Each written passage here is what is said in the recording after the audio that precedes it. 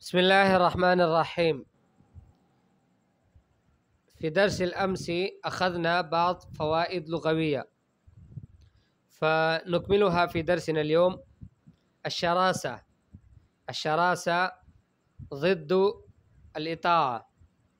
مثلا يقال فلان شرس الطباع، فلان شرس الطباع، يعني في طبيعته شراسة ومتوحش. جيد. سيء الخلق، صعب المزاج. فهم؟ كل هذه الكلمات تستعمل بمعنى الشراسة.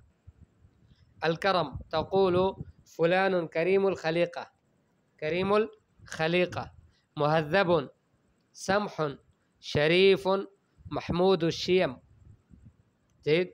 كل هذه الكلمات تدل على كرم أحد.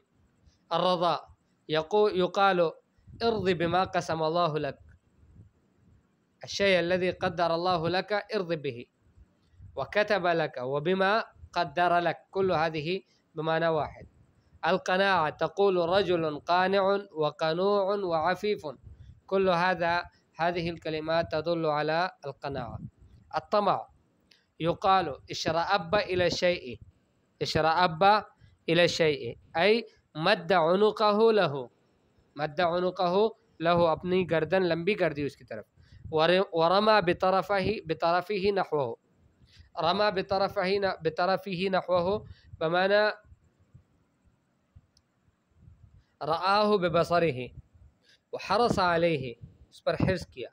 وشره فيه، شره بمعنى طمع فيه، وهذه كلها بمعنى الطمع. جيد. الشفقة، تقول فلان يشفق عليه، أو تقول يمكن أن تقول فلان يحنو عليه، يتحنن عليه، يرأف به ويرق له، كل هذه الكلمات بمعنى الشفقة. الظلم، يقال حكم بالجور، وكذلك يمكن أن تقول حكم بالظلم، حكم بالحيف، أو تقول حكم بالتعسف، فكل هذه الكلمات بمعنى الظلم. جيد. بارك الله فيكم. فهذه فوائد لغوية، أرجو أنكم قرأتموها وفهمتموها، والبعض حفظتموها والبعض بقي، ولكن أرجو أن تكملوها أو أن تكملوا حفظها اليوم بإذن الله تعالى. جيد.